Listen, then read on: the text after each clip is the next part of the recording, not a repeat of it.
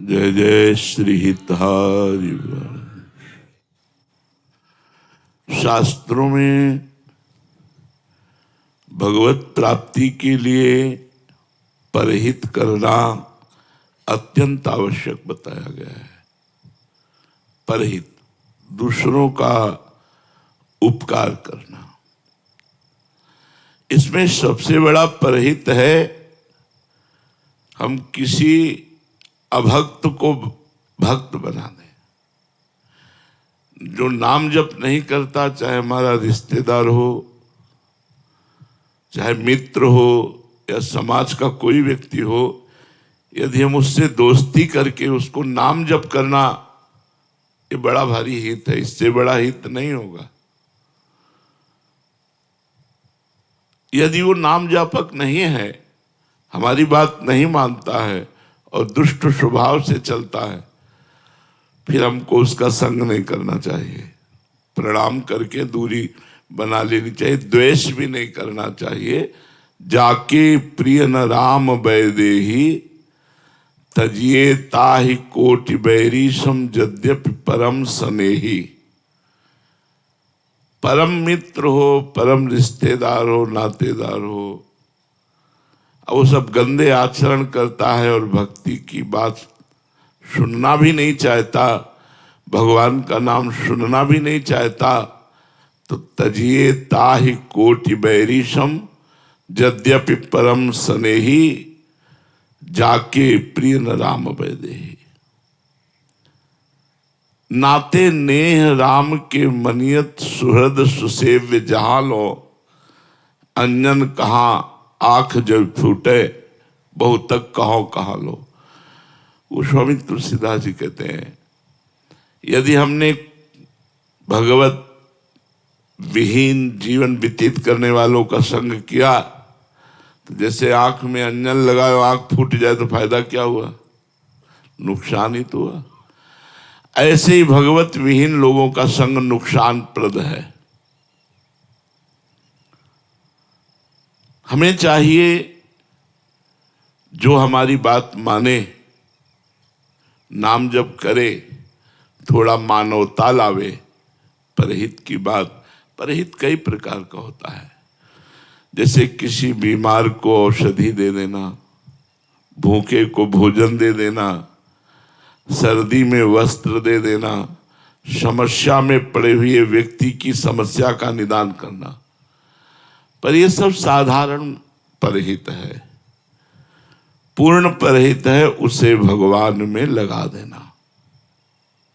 हाथ जोड़ करके, प्रार्थना करके, सत्संग सुनाकर, प्रलोभन देकर, जैसे माँ अपने बच्चे को प्रलोभन देकर, देखो हम तुमको नाश्ता में ये देंगी, आप 2 माला राधा राधा कीजिए। ऐसे किसी भी तरह से हम किसी को जो हमारी बात माने नाम में लगा दें, इससे बड़ा परहित नहीं होता और इससे बड़ा लाभ नहीं मिलता। जैसे हमने 2 को नाम में लगाया, वो नाम जपने लगे, तो हमें उसका कृपा प्रसाद मिलेगा भगवान की तरफ से। बीमा कंपनी में नहीं होता, बीमा के जितने करो उधर तुम्हें, तो यही समझो कि इधर जिधर जितने को तुमने भगवान नाम में लगाया, उधर से आपके ऊपर विशेष कृपा, विशेष करुणा। अब यह है कि नाम रूपी परहित करने के लिए थोड़ी हिम्मत होनी चाहिए। वो तुम्हें गाली भी दे सकता है, बहुत उद्दंड हो तो मार भी सकता है। जैसे महाप्रभु चैतन्य देव के परिकर में नित्यानंद जी और हरिदास ठाकुर नाम दान करने के लिए, नाम प्रचार करने के लिए निकले, तो आगे देखा एक गली में लोगों ने रोका, जाना मत। क्यों? बोले बड़े राक्षस स्वभाव के 2 भाई हैं, जगाई और मधाई। ये हर समय शराब पीते रहते हैं और गालियां बकते हैं। संतों से तो बहुत ही, आप जाना मत। तो नित्यानंद महाप्रभु ने कहा ठाकुर हरिदास जी से, क्या किया जाए? तो उनका प्रभु सच्चे अधिकारी तो यही है, जो इमरजेंसी में वही भर्ती किए जाते हैं जो बहुत बीमार होते हैं। ये बिल्कुल दान के अधिकारी हैं, इनको जरूर, क्योंकि बहुत सीरियस है ये मरीज, बहुत सीरियस है, बड़े पापी है। नित्यानंद महाप्रभु ने कहा बेकार को उलझोगे, मानो बद्र के छत्ता में ईंट मारना है इनसे बात करना। बोले प्रभु चलते हैं। नित्यानंद महाप्रभु और ठाकुर हरिदास जी गए और भगवान नाम कीर्तन उच्चारण किया। जी ही भगवान नाम कीर्तन उच्चारण किया और राक्षस बुद्धि देखा वैष्णव, तो पानी का कलश रखा था वही उठाया मारा, तो नित्यानंद महाप्रभु के मस्तक पे लगा और रक्त भागे। हाथ पकड़ करके ठाकुर हरिदास जी नित्यानंद महाप्रभु का। अब ये घटना पूरे नवद्वीप में फैल गई। जगाई मधाई ने कहा सुबह होने दो इनको बांध करके, क्योंकि वो अधिकारी थे राजा की तरफ से, वो एक अधिकारी थे, सब वैभव और उनको शासन पक्ष भी मिला था। महाप्रभु चैतन्य देव जी ने जे ही सुना भागे, उन्हीं की तरफ भागे और बड़े आवेश में आकर ऐसे किया, सुदर्शन चक्र का आवाहन। नित्यानंद महाप्रभु ने चरण पकड़ लिया और कहा प्रभु ये मारने का अवतार आपका नहीं हुआ, तारने का अवतार हुआ है। सुदर्शन चक्र से मारकर जीव का कल्याण करना है तो श्री कृष्ण रूप में आप करते थे। आप महाप्रभु चैतन्य देव के रूप में उसकी दुष्टता को मार करके उसे साधुता प्रदान करें। नित्यानंद महाप्रभु ने कहा प्रभु आप कृपा कीजिए। तो बोले जब तुमने क्षमा कर दिया तो हम भी क्षमा करते हैं, बुलाओ दोनों भाइयों। जे ही महाप्रभु का भागवतिक तेज दोनों चरणों में गिर गए। अंततो गत्वा दोनों महाभागवत बन गए। आज भी मायापुरी नवद्वीप में उनके नाम के घाट बने हैं। जगाई मधाई जो है जगन्नाथ दास माधव दास नाम उनका रखा और महाप्रभु ने गंगा में खड़े होकर उनका पाप लिया। कहा संकल्प करो जीवन भर का पाप हम तुम्हें दान करते हैं। यद्यपि वो कांप गए कि प्रभु ऐसा नहीं, मैं बहुत पापी हूं। महाप्रभु ने कहा, महाप्रभु ने ये है परहित।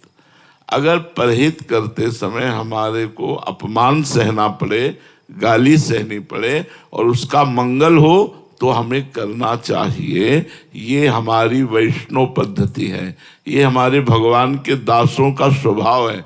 और सही पूछो तो मनुष्यता भी इसी को कहते हैं। अगर परहित की भावना नहीं स्वार्थ की भावना है तो उसमें राक्षसी भाव जागृत होता है, जिसे आसुरी भाव कहते हैं। और जिसमें परहित की भावना होती है उसमें देवी भाव होता है। लेकिन परहित में एक चीज है, उसके बदले में कुछ चाह ना हो तो उसे परहित कहा जाएगा। परहित करके कुछ भी चाह करना वो परहित नहीं रह जाएगा। इसलिए परहित करना बहुत कठिन है। अगर परहित कर लिया तो परमार्थ बन जाए, आपका परमार्थ बन जाएगा। एक दिन 20-25 वर्ष की बात होगी, वृंदावन में केसी घाट में देखा तो एक आदमी दीवाल की तरफ कराह रहा था। कदम लड़खड़ाए, पर हम सोचा गरीब बाबा जी क्या सहयोग कर सकते हैं। भिक्षा मांग के खाते थे, 1 रुपया पास नहीं, कुछ मतलब। नजदीक गए तो बड़े कष्ट में वो सब सोच से सना हुआ, बड़ी दुर्दशा थी जिसे कहते हैं। अब वो कहाँ से जीव आया था भगवान की कृपा से, बस थोड़े ऐसे बाल ऐसे। हम कहा बाबा हम किसी योग्य नहीं है पर आपकी क्या सेवा कर सकते हैं। तो उनका यहाँ तो हमें कोई पानी देने वाला भी नहीं, पूछने वाला भी नहीं, कई दिन से भूखा पड़ा हूं।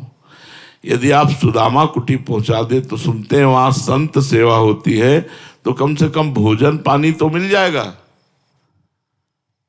अब वहां से पहुंचाने के लिए आदमी चाहिए, रिक्शा चाहिए, व्यवस्था चाहिए। हमारे पास कोई व्यवस्था तो थी नहीं। सब ऐसे समेटा कपड़ों से ही तो उठाया उनको, एक आध जगह उनको विश्राम दिलाया, वो क्या फिर सुदामा कुटी में जाके। तो अब संत तो संत होते हैं, दयाल होते हैं। बारंडे में एक जगह उनका आसन लगा दिया, प्रणाम किया और गोपेश्वर के दर्शन करने जाते थे। दूसरे दिन गए तो कीड़ा उनके शरीर में।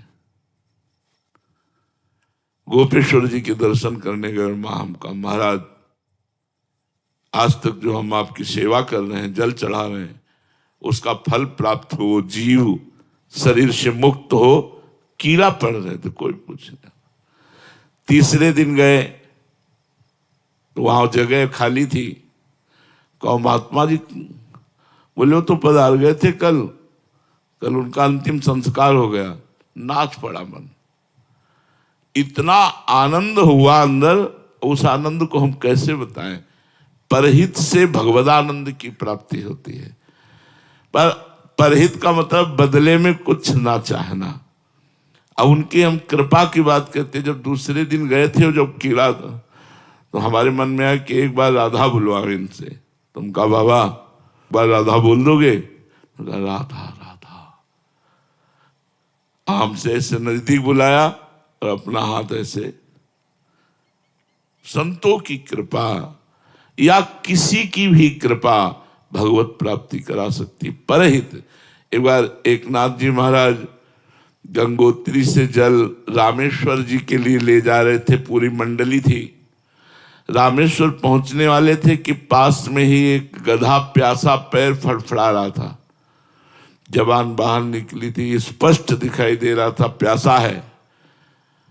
एक दो भक्तों के मन में भी आया, पर उन्होंने सोचा गंगोत्री से जल रामेश्वर के लिए लाए, गधे को क्यों पिलाए। एक नाथ जी तुरंत गए और उसका सर अपनी गोद में रखा और पूरे घड़े का जल उसको पिला दिया। वो लोग रामेश्वर गए, रामेश्वर वहां गधे की जल पिलाते ही प्रकट हो गए। एक नाथ जी को साक्षात दर्शन भगवान रामेश्वर ने दिया।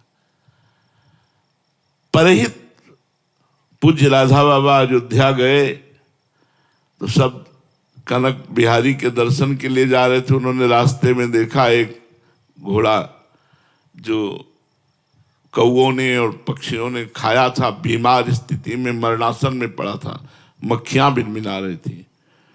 बाबा गए, ऊपर का चला उड़ा दिया और बैठ गए और मक्खियां हाँकने लगे।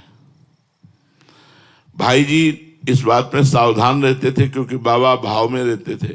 बोले बाबा कहाँ है? बोले बाबा तो है ही नहीं। फिर पीछे लौटे, जब गए तो उनका चलो ना कनक बिहारी जी के दर्शन करने, मंदिर बंद हो जाएगा। तो उनका जब तक इसका शरीर नहीं छूटेगा तब तक हम कनक बिहारी के दर्शन नहीं। अब एक महापुरुष का संकल्प, थोड़ी देर में ही उसका शरीर पूरा हुआ और भगवत प्राप्त हो गया। हमारे को अगर कभी ऐसा अवसर मिले, भूखा प्यासा बीमार कोई कभी ऐसा जिसका कोई सहयोग ना कर रहा हो, अगर भगवान की कृपा से ऐसी सेवा करने का अवसर मिल जाए तो निश्चित भगवत प्राप्ति का योग बन जाएगा। भगवत प्राप्ति का।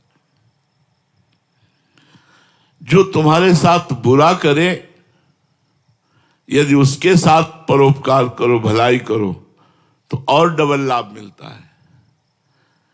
एक आपसे विरोध कर रहा है, आप उसका भला सोच रहे हो, भला बिना भगवान की कृपा के ऐसा कैसे सोचा जा सकता है। लेकिन जो हमारा बुरा करे उसका हम भला करें, ये और बढ़ करके परहित है और श्रेष्ठ परोपकार है। यही सुंदर देवत्व है, मानवता में देवत्व है। पर ये होना कठिन है। जो हमारा अपमान करे, हमारी निंदा करे और हम उसके, पर अगर हम परोपकारी हैं तो डरेंगे नहीं।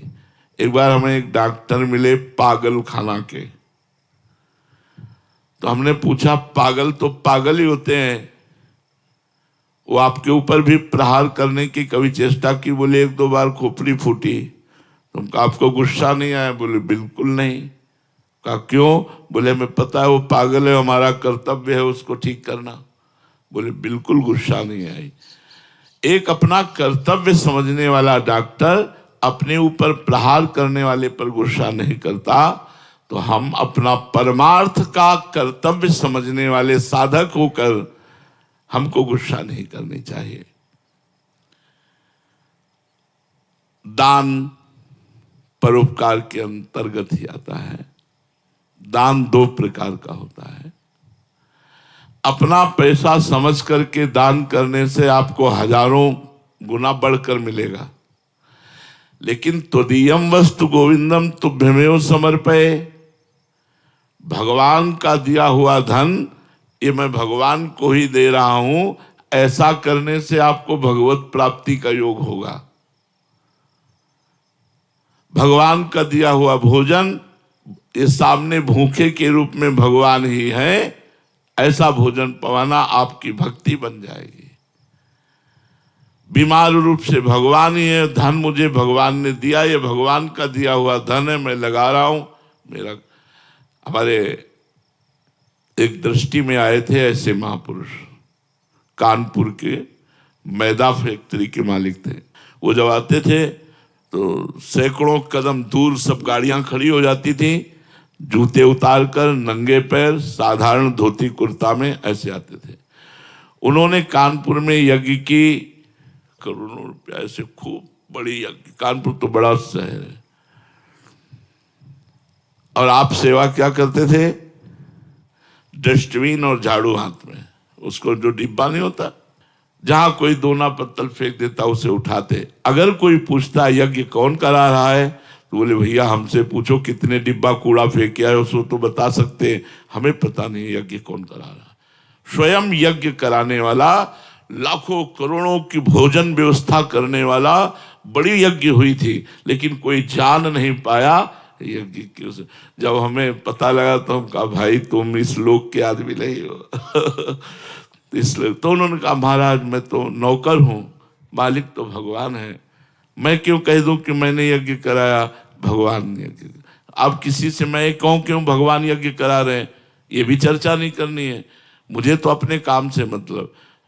देखो स्वयं द्वारिकाधीश भगवान जब राजसूय यज्ञ हुई युधिष्ठिर की, तो सबके चरण धोने की सेवा ली। आप समझो, जिनकी अग्र पूजा हुई, जो 14 भुवनों के अनंत ब्रह्मांडों के मालिक हैं, सबके चरण धोने की सेवा ली।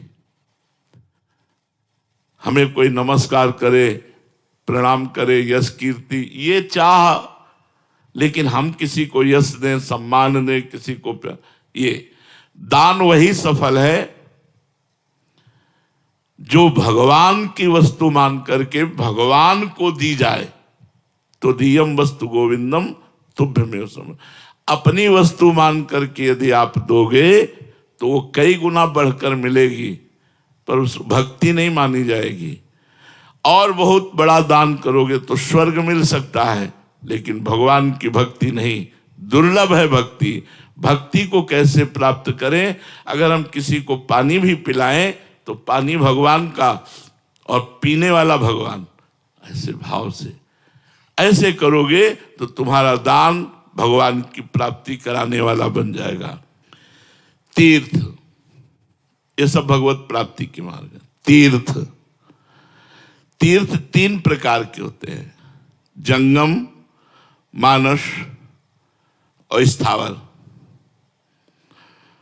जंगम तीर्थ मुद मंगलमय संत समाजू, जो जग जंगम तीर्थ राजू। ये संत महात्मा चलते फिरते तीर्थ हैं। जंगम तीर्थ, मुद मंगलमय संत समाजू, जो जग जंगम तीर्थ राजू। जैसे तीर्थराज प्रयाग में गोता लगाने पर पाप नाश होता है, ऐसे सत्संग में जाने पर संत को भगवत स्वरूप मानने पर, संत के दर्शन करने पर, संत के संभाषण से आप वैसे ही पवित्र होंगे जैसे गंगा, यमुना, सरस्वती त्रिवेणी में स्नान करने से। मुद मंगल में संत समाजू, जो जग जंगम तीर्थ राजू। चलते फिरते ये तीर्थ राज हैं संत जन। अगर संत समागम हुआ तो आप पवित्र हो गए जैसे गंगा स्नान से, जैसे त्रिवेणी स्नान से।